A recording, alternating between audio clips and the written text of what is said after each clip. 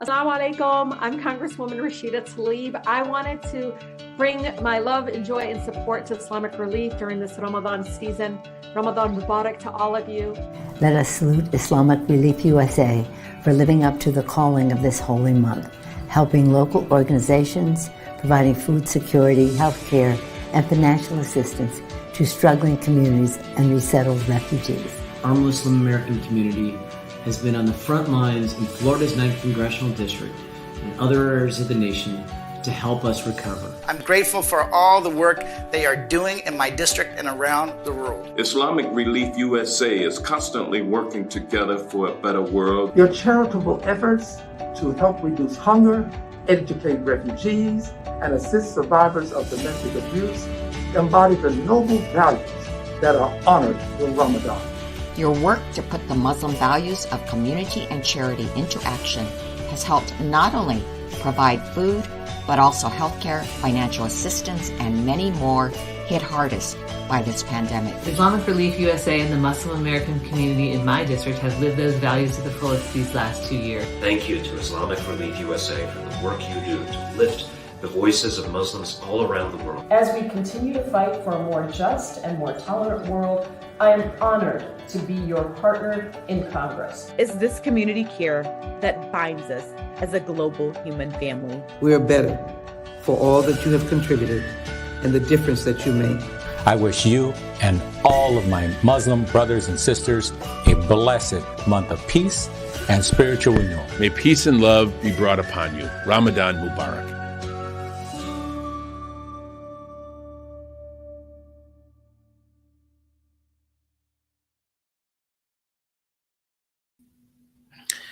Assalamu alaikum rahmatullahi wa barakatuh, everybody. It's me, Preacher Moss, host of the SOS, the Shout Out Show. Hope that you're having an exceptional Wednesday. It seems like the week is just flying by, man. It seems like we were just standing on the precipice of Saturday. Now we are here at Wednesday.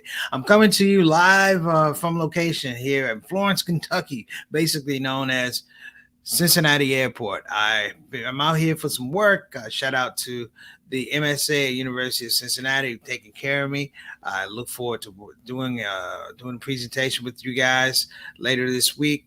And a couple things I want to make sure. I want to make sure that we give a really a healing dua for those that were affected in the subway shooting in New York.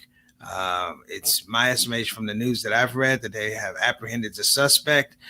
Terrible news. It's just, clearly this suspect, I believe, is suffering from mental illness. A lot of people suffer from mental illness, and this is just yet another outgrowth, if you will. It's not aberration. This is happening a lot. So definitely hearts and duas out to those. Also, I want to make sure that we're very, very clear about the subject matter that we're going to talk about today. This is about valuing patience. Value patience. And the title is worth waiting for. Today is Jews number 12, ironically deals with both of those subject matters. It deals with envy and it also deals with patience. It's very easy to be in the throes of something, and in the throes of something, we forget ourselves. We literally will literally look inside of ourselves to look for answers for why the world is treating us a certain way, or we're going through particular situations, scenarios. It can be a plethora of things. It could be just stress. It could be career. It could be family. It could be finances. It could be all of these things. But, brothers and sisters, these are not things that people have not dealt with throughout the history of time and human existence. Thus, the parable that I'm going to talk about later today has to do largely with understanding patience. That it's not good things come to those who wait, because it may not come. But it's the practice and the trust that good things will come. Even if you don't necessarily see them, they may not come for you. But through your patience, it may be something that evolves and it spreads out to the rest of humanity. This is a big picture type of talk that we're going to do today. And when I say big picture, I will invoke the words of understanding the aspect of first principle. First principle, meaning that we are able to deduct things and take them apart and break it down to its bare essence. You know, they said if you look at a tree and you look at the fruit, you've missed it all. You have to look at the root that produces the trunk that produces the fruit. We need to get back to that because we're in a very different world. When people talk to us about why things happen and why we have the issues that we have, and particularly the negative issues that impact us, people are very didactic in how they talk to the overall population, that people can't understand that, you know, it's symptomatic. So you can have things that start here and end here, but people want you to believe that the end result has always been there. So for today, starting with, like I said, with Jews 12, we're going to break that down. And of course, the impetus is going to be on the aspect of prophets. There is no aspect of a prophet that comes to the human condition or comes to reveal themselves as a warner or giver of glad tidings without patience. Literally, one of the most problematic things you could probably be in this world is a prophet. Why? Because you're not only dealing with your patience, you're dealing with the patience of others. And it takes a different level of engagement for what they did. And it takes a different level. You can be, and we're not even talking prophets, you can talk about people who are peacemakers in this world. The Mahatma Gandhis, the Malcolm X's, the mega efforts. You can talk the Mother Teresa's, and they will all tell you literally that the stress is trying to hold on to an idea in the midst of people who don't value that same idea. Trying to frame out, brothers and sisters, that this is the core belief. And while it may not be apparent to you to follow this core belief right now, if you wait, the reality is coming. So we're going to talk about here on the Shout Out Show. Let's go ahead and get rolling. We got a lot of show today. Thank you guys for joining in advance. Assalamu alaikum wa rahmatullahi wa barakatuh.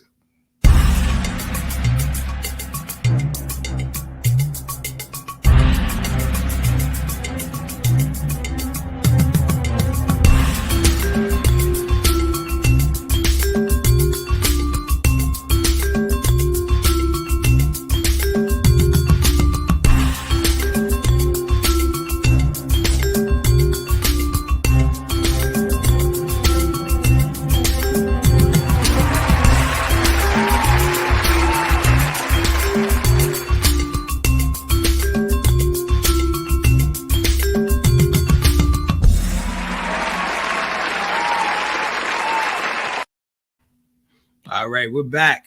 We'll give a shout out to brother JT in the house, better known as Johnny L. Thomas. Assalamu alaikum wa rahmatullahi wa barakatuh. And Ramadan Kareem to you, dear brother. Thank you so much for tuning in.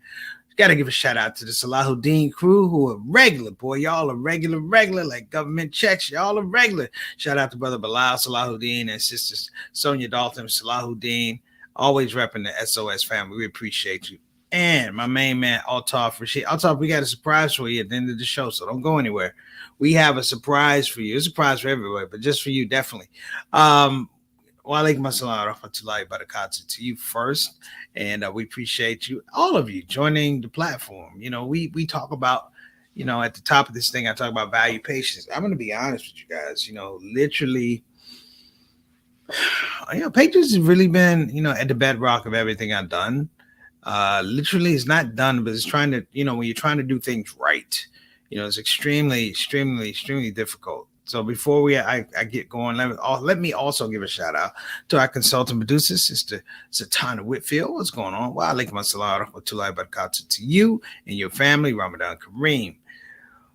You know, if you get a chance to read the 12 Jews, which is the book of Surah Hud and Surah Yusuf, they are really two compelling pieces in terms of how we see ourselves, you know, because one of the things in the concept of being what we call a foundational believer or a true believer is that at some point in time, you have to have an empirical trust in the Almighty. For Muslims, you have to have an empirical trust in Allah. Not that you know something is going to happen, but you know whatever happens, it's going to be in your best interest because Allah is going to take care of you. It's a very open-ended notion, but it's a very, very concise idea about what faith is. And faith largely is a companion of patience. You can't have one without the other. As we look through the scope of prophets that have come. Every prophet that came and was revealed to man had the same situation. And that same situation is, brothers and sisters, that the masses of which they came to inform, whether to give glad tidings or to give them warnings, were never in a space where they could receive the warnings, whether it be Ibrahim, whether it be Musa, whether it be Samuel, whether it be Prophet Muhammad, peace and blessings be upon him, whether it be Noah. They all were revealed in a time whereby the people that they went to inform, keep in mind, they are mercies to mankind and mercies to the particular people. They were never, ever ready to really accept what the whole message was. You know, we talk about Surah Asr. Surah Asr says, by the token of time through the ages, true man is in loss, except such have faith, perform righteous deeds, and join together in mutual teaching of true patience and constancy. Why true patience and constancy? Patience is in there largely because, brothers and sisters, you may have, just like all the prophets, may have the best of messages, the most clearest of messages. But the fact of the matter is, if the people that you're revealing it to don't have it, it'll never be received in the way you think it should be. Thus, you have to be constant. Thus, you have to be truthful. But thus, you have to have patience. Per se, it may be a good idea for you, but it may not be a good idea for them. Or better yet, it's a great idea for you, but it's just you. And you have to spend time going around trying to inform people like this is a good thing. You know, we talk about business practices and things like that. A lot of times people don't understand the business doesn't start out that way. You have a lot of doubters, you have a lot of detractors, and what you have to do is remain steady and stay the course and keep doing what you do. Stay true to your ideas. You know, these days, brothers and sisters, we don't have a large value on people staying true to their ideas. They are largely staying untrue to their ideas. They switch. They look for places to have advantage, and then they jump in on that. This is the mark of the hypocrite. Like I said, it's three people in the Quran, three different types of people in the Quran: the believer, the disbeliever, and the hypocrite. The hypocrite is the most dangerous of the three. But let me tell you why. Because the hypocrite has the space and the capacity, and many times the intention to undermine, if you will, to undermine that patience. All the prophets faced people who undermine their message. You know, if you look at Noah,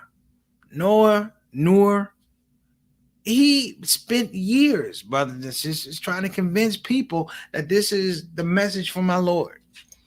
And finally, the Lord said, Noah, stop it. Stop it.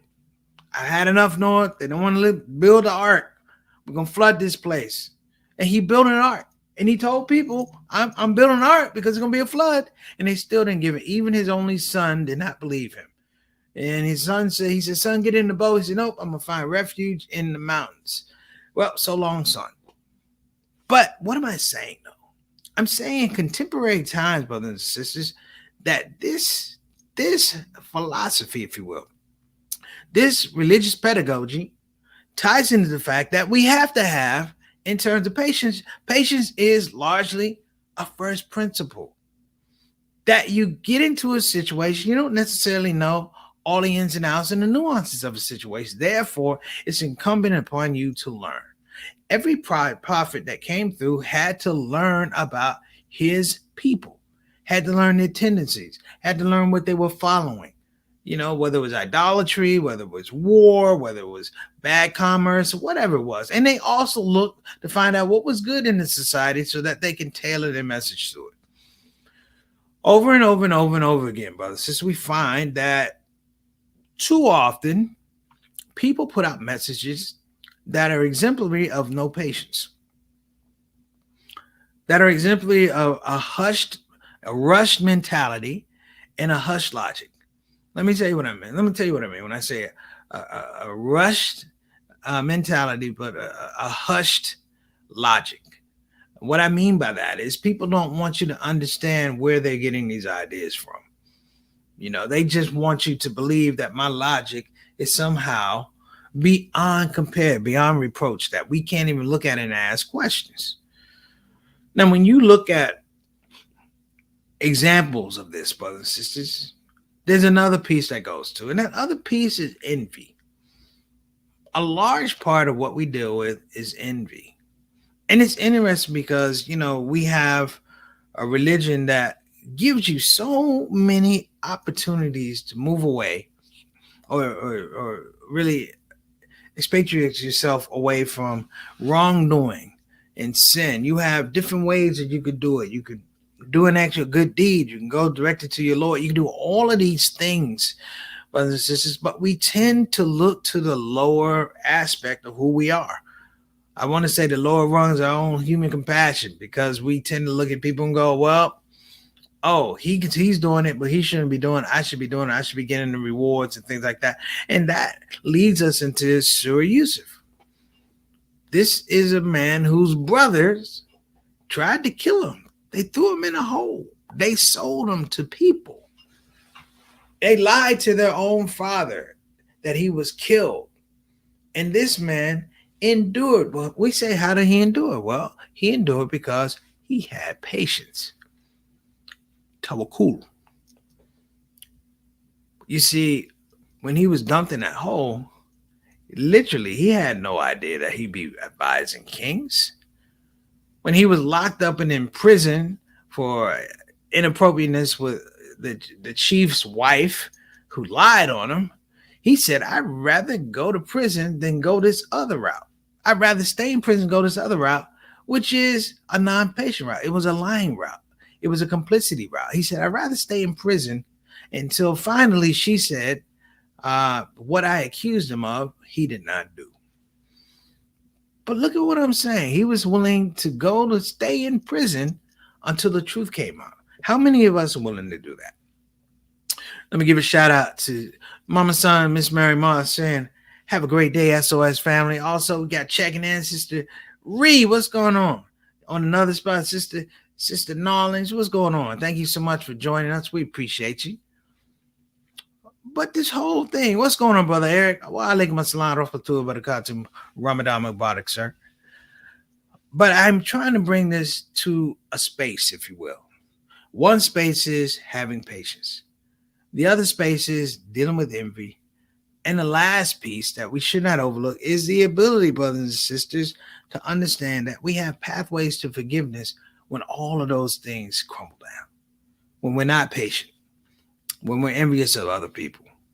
I work in the entertainment business. The entertainment business is built upon unresolved envy. That a competition is set up because we're not set up, or we're not promoted to resolve differences within ourselves, and we put them in a big marketplace. And the worst thing is we monetize it. Or agents and managers, they monetize this confusion in us, and we find ourselves doing things that we would normally not ever do. We not even broach it. But now we find ourselves in these situations. And, brothers and sisters, Hollywood is not built on patience. It's built on a hurried mentality that's absence of logic. Because everybody believes, I'm going to get to this place. I must get to this place first before everybody else, even if it doesn't have any value. When you start thinking about this, patience has so much to do with how we frame our character, how we raise our children, how we deal with our politics, how we deal with our religion. I've never wanted to be a part of a religion that just didn't have patience. I never want to be a part of a project that didn't somehow have patience, because patience represents a certain intelligence. It tells me that things are not going to go wrong. It doesn't mean that I have to wait. It doesn't mean that. But it does mean that, you're going to have a quotient of letting things develop. The worst thing that you could do is push something too hard, get frustrated, and stop. And then your goal was right in front of it, but you didn't have patience. It works in business. It works in relationships. And I'm just here to tell everybody here, I am a firm believer in the idea of patience. So we're going to take a quick break, brothers and sisters. We're going to be right back. This is a message from Islamic Relief. Stay tuned. Sponsor an orphan, and you'll help support a vulnerable child to have the education they've always dreamed of, so they can build a brighter future. you'll be feeding a hungry stomach and a hungry mind with knowledge that will last them a lifetime. That's the power of an education.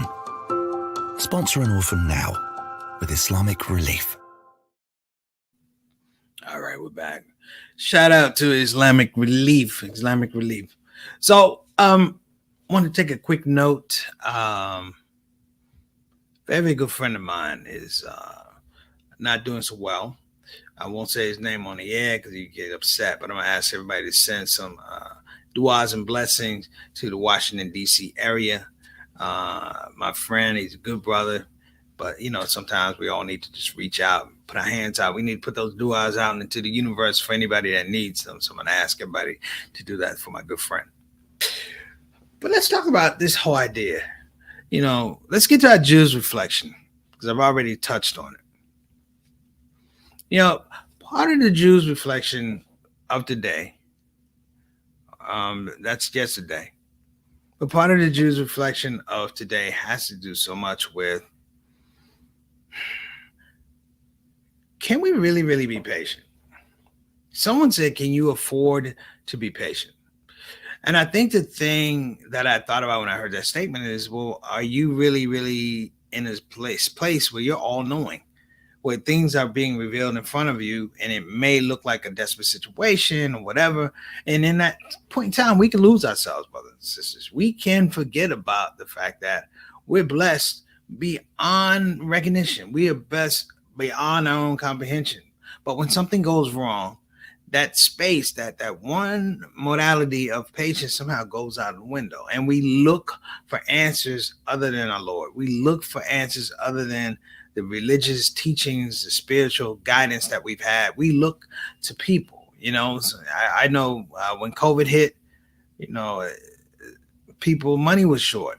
And so people look to these banks, these predatory lenders to solve their problems. And they got into relationships with predatory lenders and they wound up losing their houses and their cars because predatory lenders banked on the fact that we're not patient, that we're not willing to ride it out, that we're not willing to find different alternatives to finances and have conversations with people, real conversations about how we're doing. Because sometimes we're so embarrassed that we got to a certain place in time and they lost their homes. There's a whole industry, brothers and sisters, is based on the fact that people know they're not patient. The credit card industry is the same thing. Oh, that shirt costs $100. Oh, you don't have it, we'll give you credit for it. Credit is based on the fact that you're gonna have patience because you're gonna pay for a shirt. It's $100. By the time you finish paying it off, you pay $300. You see how this works? Our reflection today has something to do, and I love the story of Yusuf because Yusuf represents an empowering hope. He represents a distilled type of patience that we don't see in the world anymore. That's why these people are prophets, and that's why they're deemed divine revelations to us. They have narratives and parables that are framed after their experiences. And I look at Yusuf, and there's a book called Revelation of the Unseen, Fut al-Ghaib, and they talked about understanding your station in life. And this is what I mean by your station in life, that, wherever you are in the world, this is religious speak, wherever God puts you in the world, wherever Allah subhanahu wa ta'ala puts you in the world, you have to be content with that. That we don't question, that we don't bellyache, that we don't bemoan the fact that, we're here for a reason. And it took me a lot of years to get to that point whereby something would happen and I didn't go over the edge trying to talk about what so-and-so and da-da-da. When something will befall me and it would be perceived as negative, I would say thank you, understanding that it could have been massively more negative. And that whole idea of a test or a challenge, these are promised. And so taking it and accepting it as a challenge and accepting my station for whatever was going to happen, learn to be one of the most powerful things, one of the most empowering things I ever gone through. Like I can literally sit and go, the world is moving that way. It's moving that way, but I'm supposed to be right here and love the fact that I'm informed that this is what this process is about. A lot of people are fearful too. Fear breeds that envy a lot of times that, I don't, so-and-so don't have it, so-and-so don't have it. It's like, look, man, look to the patience of the prophets. Look to the fact that none of them was really well received, that people found them to be crazy, out of sync, and irrelevant. Noah was around 900 some years before the flood actually came. Think about that. 900 years of telling people the water's coming. They're like, come on, Noah, stop. Stop, Noah. And when it finally came, well, you know the rest. So listen, we're going to give a shout out. We're going to go out differently today. One of our spotlight guests on Saturday will be none other than Nader Khan. He is an accomplished nasheed singer. For those that don't understand nasheed, it's sort of like Muslim gospel music. This is Ramadan. This is a special time of year. I told you, Altaf, we had something special. He has a song called Ramadan in Toronto, and I love this song. I just want you guys to check it out. I will be back here tomorrow, inshallah. Thank you guys so much for tuning in. This is the SOS, the Shout Out Show. We will see you tomorrow. Let's roll it. Nader Khan. Feels like home. Ramadan in Toronto.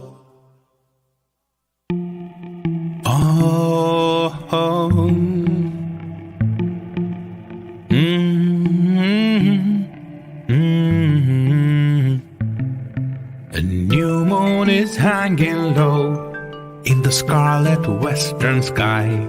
Prayers brushing their lips, gratitude in their eyes, light upon light. The break of dawn and Mama smile, and it feels like home. Ramadan in Toronto. The sun, she goes marching on, just like the midday feet. Buses and bicycles moving from street to street, light upon light. Patient moments, thankful sighs, and it feels like home. Ramadan in Toronto. Then the shadows grow tall, pointing towards the east. Loved ones have just arrived. Grandma's old country treats, light upon light. Blessed words we now recite, and it feels like home. Ramadan in Toronto. Dates under crimson sky, someone somewhere will pour coffee, masala chai, or a Timmy's cup for sure. Light upon light. Oh, break the fast and glorify, and it feels like home. Ramadan in Toronto. The stars are whirling with joy, and angels testify. Heads resting on the floors, hearts leaping through the skies. Light upon light. Eyes that dream while awake at night, and it feels like home. Ramadan in Toronto. Ramadan in Toronto. Light upon light. 1,000 months in a single night, and it feels like home. Ramadan in Toronto.